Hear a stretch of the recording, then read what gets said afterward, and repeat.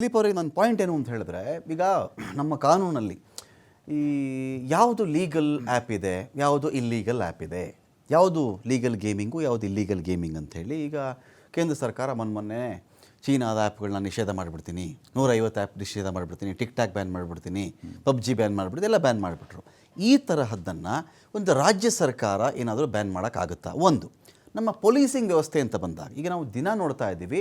ನಮ್ಮಲ್ಲಿ ಈಗ ಒಂದು ಕಾಲ ಇತ್ತು, ಮನೆಗನ್ನ ಹಾಕ್ಬಿಟ್ರು, ಕಳುವು ಮಾಡಿಬಿಟ್ರು, ಚೈನ್ ಸ್ನ್ಯಾಚ್ ಮಾಡ್ತಾಯಿದ್ರು, ಬ್ಯಾಂಕ್ಗೆ ಕಿಂಡಿ ಕೊರೆದು ಕನ್ನ ಕೊರೆದು ಲೂಟಿ ಮಾಡಿಬಿಟ್ರು, ಈ ಥರದ್ದೆಲ್ಲ ಬಂಗಾರ ಕದ್ದುಬಿಟ್ರು ಅಂತ. ಇವತ್ತಿಗೆ ಅದರ ಅವಶ್ಯಕತೆ ಇಲ್ಲ. ಸೈಬರ್ ಖದೀಮರು ಯಾವುದೋ ದೇಶದಲ್ಲಿ ಕೂತಿರ್ತಾನೆ ಅವನು, ಇಲ್ಲಿ ಯಾರ್ದೋ ಅಕೌಂಟಲ್ಲಿ ಒಂದು OTP ತಗೊಂಡು ಲಕ್ಷಾಂತರ ರೂಪಾಯಿ ಕೋಟ್ಯಾಂತರ ರೂಪಾಯಿ ಲೂಟಿ ಮಾಡಿಬಿಡ್ತಾನೆ. ಇದು ಈ ಸೈಬರ್ ಖದೀಮರಿಗಿಂತ, ಸೈಬರ್ ಹ್ಯಾಕರ್ಸ್ಗಳಿಗಿಂತನೂ ನಮ್ಮ ಪೊಲೀಸಿಂಗ್ ವ್ಯವಸ್ಥೆ ಇನ್ನೂ ಸ್ಟ್ರಾಂಗ್ ಇದೆ ಅಂತ ನಿಮಗೆ ಫೀಲ್ ಆಗುತ್ತೆ ಇವತ್ತಿಗೆ?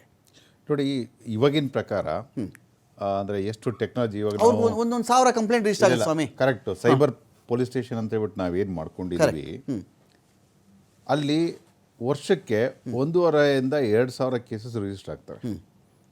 ಒಂದೊಂದು ಕೇಸಲ್ಲಿ ಏನಿಲ್ಲ ಅಂದರೂ ಒಂದು 1 ಲಕ್ಷ ಮಿನಿಮಮ್ ಇಂದ ಹಿಡಿದು ಲಾಸು 1 ಕೋಟಿವರೆಗೂ ನಷ್ಟ ಆಗಿದೆ. ಅದು ಆನ್ಲೈನ್ ಫ್ರಾಡ್ ಅಂತ ಹೇಳ್ಬಿಟ್ಟು, ಆಯಿತಾ? ಅದರಲ್ಲಿ ಫ್ರಾಡ್ ಜನಗಳು ಆನ್ಲೈನ್ ಮುಖಾಂತರ ಅವರ ಅಕೌಂಟ್ ಕ್ರೆಡಿಟ್ ಏನು ಇನ್ಫಾರ್ಮೇಷನ್ ತಗೊಂಡು ಕನ್ನ ಹಾಕೋದು ಬೇರೆ, ಅವರು ಡೈರೆಕ್ಟ್ ಕಳ್ಳರು. ಓಕೆ, ಆಯಿತಾ? ಇದು ಬ್ಲ್ಯಾಕ್ ಏನು ಇದು ವೈಟ್ ಕಾಲರ್ ಪೀಪಲ್ ಇದಾರಲ್ಲ, ಇವೆಲ್ಲ ರಮ್ಮಿ ಸರ್ಕಲ್ಲು, ಈ ಆನ್ಲೈನ್ ಗೇಮ್ಸ್ ಇರಲ್ಲ ಏನಿದೆಲ್ಲ, ಇದು ನಿಮಗೆ ಕಳ್ಳರು ಅಂತ ನೀವು ಹೇಳೋಕ್ಕಾಗಲ್ಲ. It's A man made. Okay, it's A application controlled by A person for there benefit. Okay, ಆಯಿತಾ? ಸೊ ನಾನು ಡಿಫ್ರೆನ್ಸ್ ಹೇಳ್ತಾ ಇದ್ದೀನಿ ಸೈಬರ್ ಅಫೆನ್ಸಿಗೂ ಮತ್ತು ಈ ಅಫೆನ್ಸಿಗೂ. ಸೊ ಇವಾಗ ಆನ್ಲೈನ್ ಬೆಟ್ಟಿಂಗ್ ಬಂದರೆ, ಇವಾಗ ಸೈಬರ್ ಅಫೆನ್ಸ್ನ ನಾವು ಎಷ್ಟು ಜನಗಳು ಪ್ರಿಕಾಷನ್ ಆಗಿರ್ತೀರಿ ಅಷ್ಟು ಕೂಡ ಸೇಫ್ ಆಗಲಿಕ್ಕೆ ಸಾಧ್ಯ.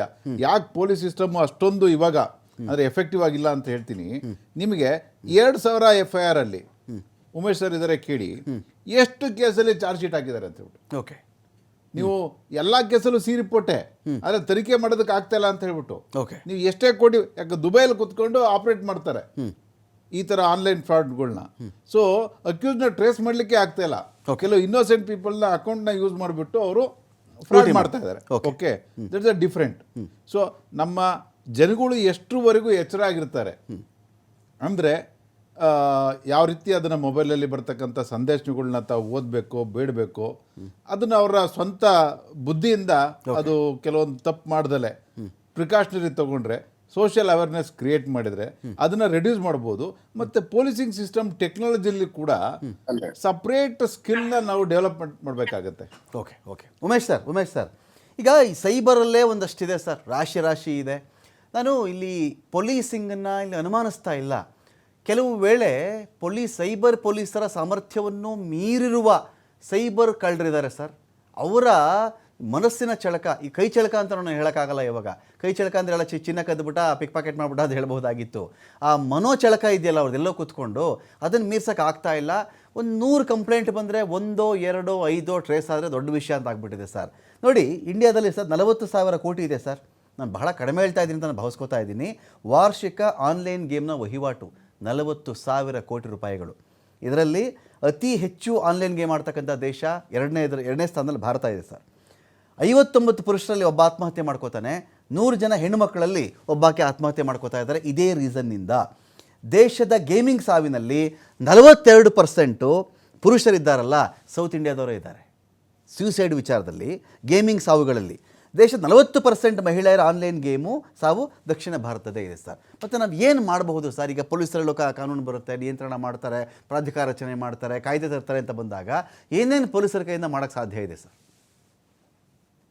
ರಮಾಕಾಂತ್, ನೋಡಿ, ನಾನು ಎಷ್ಟು ಅಮಾಯಕರಿದ್ದಾರೆ ಸೊಸೈಟಿನಲ್ಲಿ ಅಂದ್ರೆ, ನೀವು ಇತ್ತೀಚಿನ ದಿನಗಳಲ್ಲಿ ನೋಡಿದ್ರೆ ಒಂದು 2 ವರ್ಷದಿಂದ ಡಿಜಿಟಲ್ ಅರೆಸ್ಟ್ ಅಂತ ಹೇಳಿ ಬಹಳ ಲಿಟ್ರೇಟ್ಸ್ಗಳು ಎಲ್ಲ ವಿಧಾನಸೌಧದಲ್ಲಿ ಕೆಲಸಗಳು ಮಾಡಿ ರಿಟೈರ್ಡ್ ಆದಂತ ದೊಡ್ಡ ದೊಡ್ಡ ಪೊಸಿಷನ್ ಅಲ್ಲಿ ಬಂದಂತವ್ರೆಲ್ಲ ಬಾಗಿಲು ಹಾಕೊಂಡು ಕಿಟಕಿ ಹಾಕೊಂಡು ಒಳಗಡೆ ಕೂತ್ಕೊಬಿಟ್ಟು ಯಾರಿಗೂ ಗೊತ್ತಿಲ್ದಂಗೆನೆ ನಮ್ಗಳನ್ನ ಹೆಂಗೋ ನಮಗೆ ಒಂಚೂರು ಗೊತ್ತಾಗಿ ನಾವು ಹೋಗಿ ಅವ್ರಿಗೆ ಬಾಯಿಗೆ ಬಂದಾಗ ಬೈದು ಅಂದ್ರೆ ಲೆಕ್ಕ ಹಾಕೊಳ್ಳಿ, ವಿದ್ಯಾವಂತರುಗಳನ್ನೇ ಟಾರ್ಗೆಟ್ ಮಾಡಿ ಇಡೀ ಜನನ ಅಷ್ಟು ವರ್ಷ 30-35 ವರ್ಷ ಕೆಲಸಗಳು ಮಾಡಿ ಏನ್ ತಪ್ಪು ಏನ್ ಸರಿ ಅಂತ ಅನ್ನುವಂಥದ್ದು ಗೊತ್ತಿದ್ರು ಸಹ ಎಲ್ಲಾ ಬ್ಯಾಂಕ್ ಅಕೌಂಟ್ಗಳ ನಂಬರ್ಗಳು ಪಾಸ್ವರ್ಡ್ಗಳು ಎಲ್ಲಾ ಕೊಟ್ಬಿಟ್ಟು ಇರುವುದು ಅವ್ರ ಏನು ಬ್ಯಾಂಕ್ ಅಲ್ಲಿ ಇರ್ತಕ್ಕಂಥದ್ದು ಎಲ್ಲಾ ದುಡ್ಡುಗಳನ್ನ ಕಳ್ಕೊಂಡು ಬರೀಗೈ ಆಗೋಗ್ಬಿಟ್ಟಿರ್ತಕ್ಕಂಥ ಸಾವಿರಾರು ಜನ, ಲಕ್ಷಾಂತರ ಜನ ಆಗೋಗ್ಬಿಟ್ಟವ್ರೆ ಅದೊಂದು ಡಿಜಿಟಲ್ ಅರೆಸ್ಟ್ ಅಲ್ಲಿ.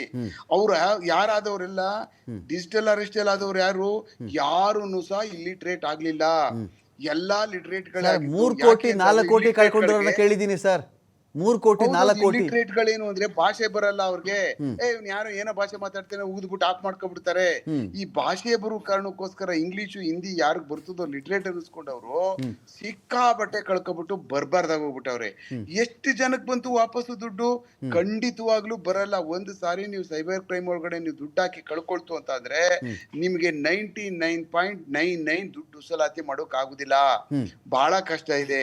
ದೇಶದ ಮೂಲೆ ಪ್ರಪಂಚದ ಮೂಲೆಯಲ್ಲಿ ಕೂತ್ಕೊಂಡು ಮೋಸ ಮಾಡ್ತಾ ಇರ್ತಕ್ಕಂಥವ್ರು ಆದ್ರಿಂದ ಇಂಥ ಒಂದು ಆನ್ಲೈನ್ ಗೇಮಿಂಗ್, ಆನ್ಲೈನ್ ಮೋಸ ಮಾಡ್ತಕ್ಕಂಥ ಈ ಅಪ್ಲಿಕೇಶನ್ಗಳು ಮತ್ತೆ ಈ ತರ ನಮ್ಮನ್ನ ಕೆಡ್ತಕ್ಕಂಥ ಹಲವಾರು ಫೋಟೋಟಿಗಳು ಇದ್ರೊಳಗಡೆ ಬರುವುದ್ರಿಂದ ನಿಮ್ಮ ಕೈಯಲ್ಲಿರ್ತಕ್ಕಂಥ ಮೊಬೈಲ್ನ ನೀವುಗಳು ಅತ್ಯಂತ ಎಚ್ಚರಿಕೆಯಿಂದ ಬಳಸದೆ, ಯಾರಿಗಾದ್ರೂ ಒಪಿನಿಯನ್ಗಳು ತಗೊಳ್ದೆ ಈ ತರ ಒಂದು ಬರ್ತಾ ಇದೆ, ಏನಿಲ್ಲ ಏನೋ ಒಂದು ಹೊಡೆದಿದೆ ನಿಮ್ಗೆ, ಇಂಥದ್ದೊಂದು ದೊಡ್ಡ ಲಿಂಕ್ ಪ್ರೆಸ್ ಮಾಡಿದ್ರೆ ಸಾಕು ಕಮಿಷನ್ ಕಟ್ಟಬೇಕು ಅಲ್ಲ, ಬಾಂಬೆಗೆ ಹೋಗ್ಬಿಟ್ಟು ಕಟ್ಬಿಟ್ಟು ಬಂದಿದ್ದಾರೆ 47 ಲಕ್ಷನ. ಮೊದ್ಲೇ ನಮ್ಮೊಬ್ಬನು ಯಾರೋ ಒಬ್ಬ ಜಯನಗರದವನು ನಿಮ್ಗೆ 95 ಕೋಟಿ ಹೊಡೆದ್ಬಿಟ್ಟಿದೆ, ಅದಕ್ಕೆಲ್ಲ ಸೇರಿ ನಿಮ್ದೆಲ್ಲ ರಿಲೀಸ್ ಆಗ್ಬೇಕು ದುಡ್ಡು ಅಂತಂದ್ರೆ ನಿಮ್ಗೆ ಇಷ್ಟು ಲಕ್ಷನ ಅದಕ್ಕೆ ಬಂದು ಬ್ಯಾಂಕ್ ನೀವು ಕಟ್ಟಿದ ತಕ್ಷಣ ರಿಲೀಸ್ ಆಗೋಗ್ಬಿಡುತ್ತೆ. ಹೋಗಿ ಕಟ್ಬಿಟ್ಟು ಬಂದಿದ್ದಾನೆ.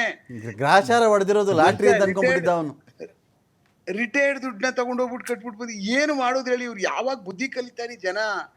ಮೊಬೈಲಲ್ಲಿ ಏನೋ ಬರ್ತದೆ, ಯಾವನೋ ಏನ್ ಅಲ್ಲ, ಯಾರು ಅಂತ ಗೊತ್ತಿಲ್ಲ, ಅವ್ನು ಎಲ್ಲಿಯವನು ಅಂತ ಗೊತ್ತಿಲ್ಲ, ಎಲ್ಲಿಂದ ಬರ್ತಾ ಇದೆ ಅಂತ ಗೊತ್ತಿಲ್ಲ. ಸುಮ್ನೆ ಯಾವನಾದ್ರೂ ರಮಾಕಾಂತ್ 1 ರೂಪಾಯಿನ 1 ನಯಾ ಪೈಸನ ಜಗತ್ತಲ್ಲಿ ಯಾರಾದ್ರೂ ಕೊಡ್ತಾರ? ಆ ಪಾಲಿಸಿನ ಈ ಮುಣೆ ಮಕ್ಕಳು ತಿಳ್ಕೊಬೇಕಾ ಬೇಡವಾ ಹೇಳಿ? ಮತ್ತೆ ಯಾರಾದ್ರೂ ಪುಕ್ಸಟ್ಟೆ ಹೋಗ್ತಾ ಇರ್ಬೇಕಾದಾಗ ನಿಮ್ಗೆ 500 ರೂಪಾಯಿ ತಗೊಳ್ಳಿ ಸರ್ ಅಂತ ಕೊಡ್ತಾರಾ? ಯಾಕೆ ಕೊಟ್ಬಿಡ್ತಾರೆ? ಎಲ್ಲಿ ಕೊಡ್ತಾರೆ ಹೇಳಿ? ಹೆಂಗ್ ಕೊಡ್ತಾರೆ ಹೇಳಿ? ಯಾಕೆ ಕೊಡ್ತಾರೆ ಹೇಳಿ?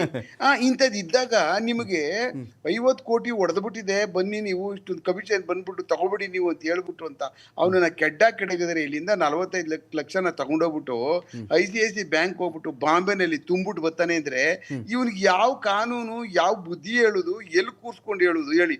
ಜಗಳ ಹಳ್ಳಿ ಕಟ್ಟೆ ಮೇಲೆ ಕೂರ್ಸ್ಕೊಂಡು ಬುದ್ಧಿ ಹೇಳಕ್ ಆಯ್ತದೆ ಅವ್ರಿಗೆ? Correct correct. ಎಷ್ಟು ಅಧ್ವಾನದ ಪರಿಸ್ಥಿತಿಗೆ ಹೋಗ್ಬಿಟ್ಟವ್ರೆ ಇವರು ಅಂದ್ರೆ ದುರಾಸೆ. ಇದೆಲ್ಲ ದುಃಖಕ್ಕೆ ಕಾರಣ.